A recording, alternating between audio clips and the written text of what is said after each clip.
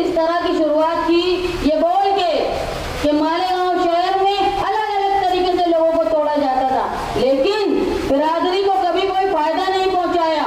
1999 से मैं सुन रही हूँ कि प्लास्टिक चुनने औरतें जाती हैं, उनको ये बंद होना चाहिए, लेकिन आज तक वही काम कर रहे हैं।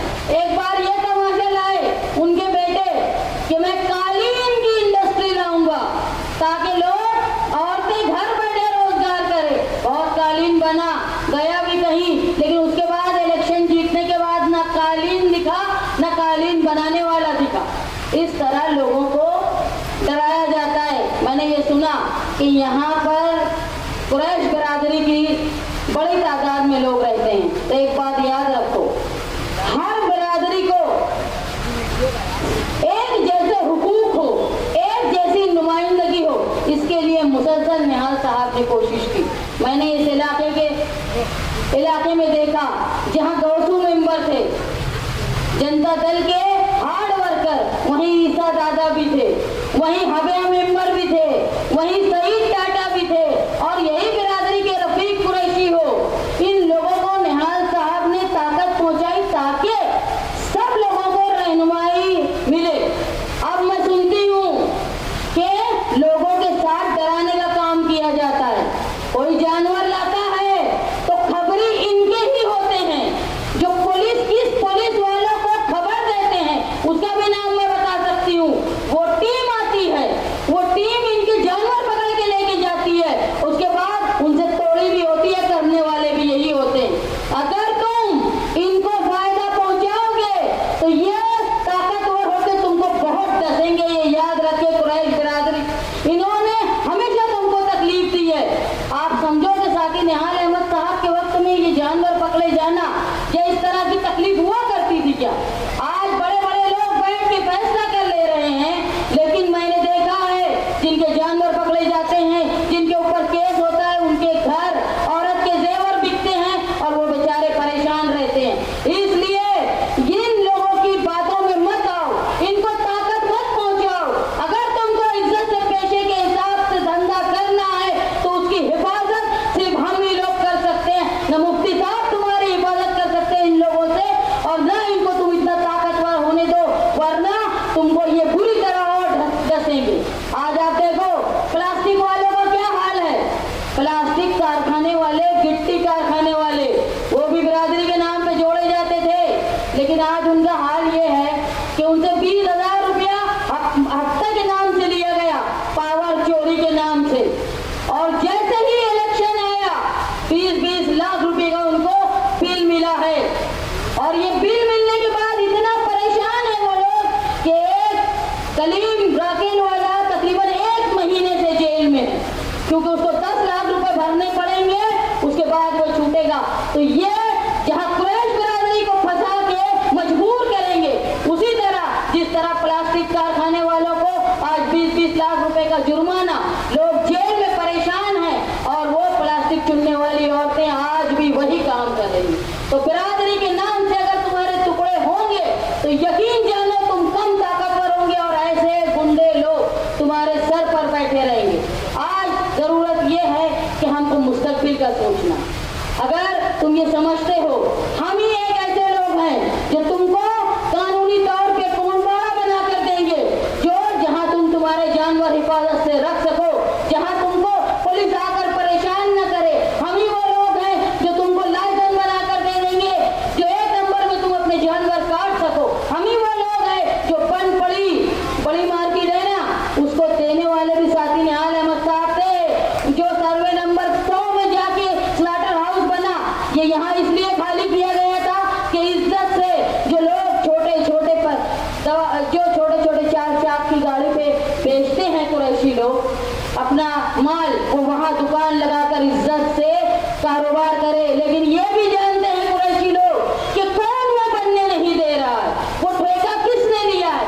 थोड़े अक्ल से सोचो, ब्लैकमेलिंग का शिकार मत हो।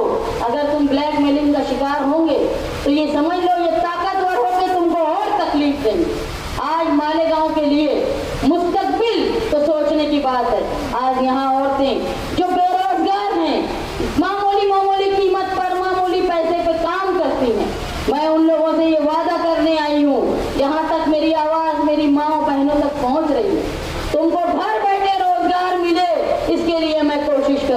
तुम्हारे बच्चे जुर्म का शिकार ना हो, तुम्हारे बच्चे नशे का शिकार ना हो, इसके लिए स्कूल का इंतजाम पहली से 10वीं तक का ये मैं करूंगी, आपसे ये वादा करती हूँ। एक बात समझ लो, अगर तुम टुकड़ों में बटे तो तुम्हारे टुकड़े हो जाएंगे।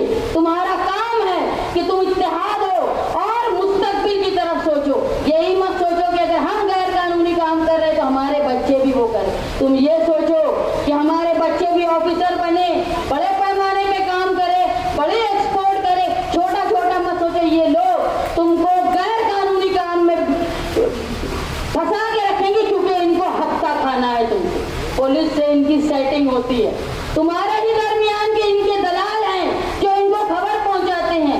जरूरी ये है कि तुम रोजगार के लिए सोचो। जरूरी ये है कि मालेगांव शहर में कोई ऐसी इंडस्ट्री आ जाए जहाँ पे तुम्हारे यहाँ के लोग जो बेरोजगार हैं, तालीम याफ्ता हैं लेकिन बेरोजगार हैं, जो मजदूर हैं लेकिन उनके लिए रोजगार नहीं है, उसके लिए मालेगांव शहर में कोई ऐसा प्रोजेक्ट आए जहाँ तुम रोजगार हासिल कर पाओ। मेरी माएँ बहनें जो घरों में बैठ के सुन रही हैं, उनको मैं बता दूं कि आज तुम पीले कार्ड के लिए परेशान रहती हो। पीला कार्ड तुमको कोई एमएलए बनाकर नहीं दे पाता। जो काम किया था साथी निहाल अहमद साहब ने 42,000 पीले कार्ड बनाने के, उसके बाद किसी की ताकत नहीं हुई जो बनाकर दिया। उल्टा केसरी कार्ड पे तुम्हारा अनाज बंद हो गया। ये काम मैं करूंगी। ये छोटी छोटी चीजें तुम्हारे घर के लिए बहुत फायदेमंद रहेगी। आज तुम्हारी घरपट्टी कहाँ जा रही है? अभी वक्ती तौर पे तुमको लालच देने आएंगे। तुम सोचो, जो तुम्हारे केसरी कार्ड पे अनाज मिलता था वो अगर जारी रहता तो 5 साल में तुम्हारा कितना पैसा बचता। अगर तुम्हारी नलपट्टी जितनी बढ़ गई है, अगर वो नहीं बढ़ती, तुम्हारी घरपट्टी जितनी बढ़ गई है, आज तुम्हारे पावर बिल का हाल देख लो। जहाँ पे 400-500 रुपये बिल आता था वहाँ आज हजारों का बिल आ रहा है। ये सारी लानत लाने वाले, ये धोखेबाज लोग जो मालेगांव शहर को नशे, जुए और सट्टे का बाजार बना के रखे और हर जगह बैठकर ये लोग हफ्ता खाते हैं, इनको तुम कमजोर करो, नहीं तो तुम समझ लो तुम्हारी बिरादरी, मैं बिरादरी पेशे के हिसाब से बोल रही हूँ, ये तुम्हारा पेशा, तुम्हारा धंधा, तुम्हारा सब कुछ ठप हो जाएगा। ये लोग मुसलसल कमाई करेंगे, इनको ताकत मत पहुंचाओ। और अगर तुमको कोई बचा सकता है तो वो कानूनी सूझबूझ वाले हम ही हैं जो तुमको पुलिस से, दादा भूसे से, बजरंग दल वालों से, विश्व हिंदू परिषद वालों से और गौ रक्षक की गुंडागर्दी से सिर्फ हम ही तुमको बचा सकते हैं। और हमारे अंदर ये ताकत है, तुम हमको ताकत पहुंचाओ। यकीन में जानो, जिस तरह साथी निहाल अहमद साहब ने हमेशा तुमको बचाने की कोशिश की। साथी निहाल अहमद साहब ने क्या किया था? ये जो आज रंगीन का बिल पास हुआ है ना, ये साथी निहाल अहमद साहब के वक्त में 1997 में ये बिल आया था असेंबली में। उस वक्त असेंबली में रात भर तकरीर की थी साथी निहाल अहमद साहब ने, और रात भर तकरीर करने के बाद ऐसा हुआ था कि वो बिल सर्द खाने में चला गया था, उसको पास होने नहीं दिया था। साथी निहाल अहमद साहब ने ये कहा था कि अगर ये बिल पास करना है तो ताज होटल में बड़े का गोश्त और गाय के काटने का लाइसेंस था ताज होटल वालों का, वो भी रद्द करो। ये साहब ने कहा था, क्योंकि अंग्रेज आते हैं, उनकी मरहूम ग़िज़ा वही थी। निहाल साहब ने ये कहा था तुम्हारे बाजू वाली स्टेट है गोवा, वहां भी फिर ये बंद करो। ये मुदल्लिल तकरीर करके साथी निहाल अहमद साहब ने तुम्हारा रोजगार बचाने की कोशिश की थी। आज उनकी बेटी, मैं आप लोगों से ये वादा कर रही हूँ, बिरादरी के नाम पर टुकड़ा होने के बजाय मुत्तहिद हो जाओ अपने शहर के मुस्तकबिल के लिए, तुम्हारे व्यापार के लिए। आज प्लास्टिक वाले परेशान है, ब्लैकमेल होते रहे इसलिए वो ये हाल में है। अगर वो हमारे पास आते ना तो आज ये 20-20 लाख रुपए का जो उनको चूना लगाया गया है वो आज नहीं लगा होता। आज वो ब्लैकमेल नहीं होते, उनके जो साथी जेल में है वो जेल में नहीं होते। जब जब बकरीद का मौसम आता है तुम हादसे का शिकार होते हो। इससे बचने के लिए ऐसी ताकत के साथ रहो जो तुम्हारे खिलाफ उठने वाली ताकत को कुचल सके, वो सिर्फ हम हैं।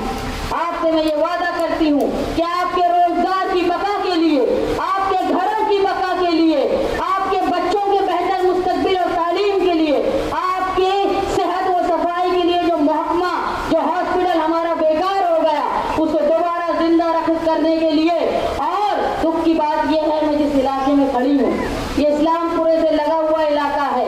वहाँ की मशहूर शख्सियत हारून अंसारी साहब, उनके नाम से हॉस्पिटल बना और हॉस्पिटल बनने के बाद आज इतनी शिकायत है। मैं ये मानती हूँ हारून अंसारी साहब साथ ही निहाल अहमद साहब के उस्ताद थे, उनके लीडर थे। ये लोगों ने एक घटिया हॉस्पिटल उनके नाम पर बना के उनके नाम की तस्लीर की है, उनके नाम की बेहुरमती की है। अगर सही इकरारे का अकीदत उनको देना था तो बेहतर हॉस्पिटल पूरी फैसिलिटी के साथ बनाया जाता। आज मैं आपसे वादा करती हूँ कि आपके लिए बेहतर हॉस्पिटल, आपके लिए रोजगार, आपका तहफ़्फ़ुज़ और कुरैश बिरादरी, आपका तहफ़्फ़ुज़ मेरी जिम्मेदारी होगी। किसी के बोलने पे, किसी के ब्लैकमेल करने से तुम डरो मत, तुम मेरा साथ दो। मैं तुम्हारे कानूनी जानवर आने में, तुम्हारी दुकानें चलने में, तकलीफ के वक्त तुम्हारे हिफाजत से तुम्हारा पेशा चले, इसकी गारंटी लेती हूँ। और ये गारंटी निहाल अहमद की बेटी की गारंटी है, शान की गारंटी है। याद रखो, जब ये नालायक लोग कुरैश बिरादरी के धंधे पे नजर डालते हैं और वहां तोड़ी करते हैं तो मजबूरन इनके गोश्त की कीमत बढ़ जाती है। और जब गोश्त की कीमत बढ़ती है तो पूरा शहर परेशान रहता है, हर बिरादरी परेशान रहती है। तो ये कुरैश बिरादरी को जो ब्लैकमेलिंग करते हैं, इससे पूरे शहर की हर बिरादरी, हर फर्द इससे मुतासिर होता है, परेशान होता है। अगर सुकून से कुरैश बिरादरी धंधा करेगी, उनको ब्लैकमेलिंग, भत्ते देना, ये सब नहीं होगा तो तुम्हारे गोश्त के दाम इतनी तादाद में बढ़ेंगे नहीं और पूरा शहर आराम से गोश्त खाएगा और कीमत भी मुनासिब होगी। ये समझ लो पूरे शहर के लोगों कि ये नालायक लोग जो अपनी हफ्ता वसूली के लिए एक बिरादरी को परेशान करता है, लेकिन वो तकलीफ हर फर्द की प्लेट तक आती है। ये याद रखो, इसको समझो। आगे मुस्तकबिल के लिए, बेहतर रोजगार के लिए आप लोग मेरा साथ दो। मैं यहाँ खड़ी हुई हूँ, तमालपुरा वो इलाका है जहाँ साथी निहाल अहमद के बेबाक साथी रहा करते थे। मैं ये इलाके में ईसा दादा के पास हमेशा आती थी। उनको वो इतने बुजुर्ग हो गए थे फिर भी साथी निहाल अहमद साहब के हमेशा साथ रहे। इस जगह पर निहाल अहमद की बेटी, मैं निहाल अहमद की सिर्फ बेटी ही नहीं, मैं तुम्हारे शहर की बेटी हूँ। और ये याद रखो कि हमेशा निहाल अहमद ने जुल्म के खिलाफ, ज्यादती के खिलाफ, औरतों की बका के लिए, औरतों को सहूलत मिले, मर्दों की हिफाजत के लिए, रोजगार के लिए कोशिश की है। मैं आप लोगों से इस बात का वादा करती हूँ कि मालेगांव शहर के बेहतर मुस्तकबिल के लिए, मालेगांव शहर की दफा के लिए न सिर्फ वो लोग जो कुरैश हैं बल्कि पूरे ये तमाम इलाके के लोग जो आज अपनी जगह पर रहते हैं लेकिन घरों के मालिक नहीं हैं, उनको 7 बारे का मालिक बनाने का काम मैं करूंगी। और यही नहीं, जो लोग किराए के घरों में रहते हैं उनके लिए हाई पर्चे से जगह मुख्तस करके उनको अपने घर का मालिक बनाऊंगी। ये है इलेक्शन, ये है इलेक्शन। मुद्दों पर इलेक्शन होता है, इसकी तलवार, उसकी बंदूक, उसकी ये इलेक्शन नहीं है। जो लोग बिरादरी के नाम पे, गुंडागर्दी के नाम पे तुमको धोखा दे रहे हैं, कोई मजहब के नाम पे, वो तुम्हारी कौम के दुश्मन है। बात मुद्दों पे होनी चाहिए और मैं मुद्दों पे बात कर रही हूँ।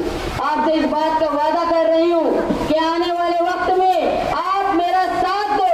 और मैं आपसे ये वादा करती हूँ, निहाली वादा, कि तुमने मुझसे जो हक मुझको दोगे, इंशाअल्लाह मैं उस हक पर आप लोगों की उम्मीद से ज्यादा पूरा करने की कोशिश करूंगी। आप लोग मेरा साथ दें।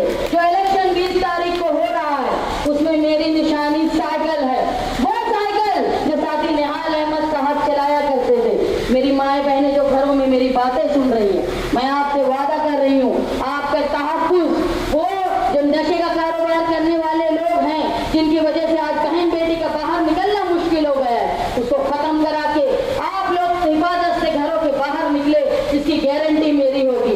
आपके तहफ़्फ़ुज़, आपकी तालीम, मालेगांव शहर का मुस्तकबिल और पुलिस की दादागिरी के खिलाफ मैं आपके लिए लड़ती रहूंगी। ये वादा करती हूँ। मेरा निशान साइकिल और वो 6 नंबर बटन जिसको दबा के तुम ये गुनहगार और ब्लैकमेलिंग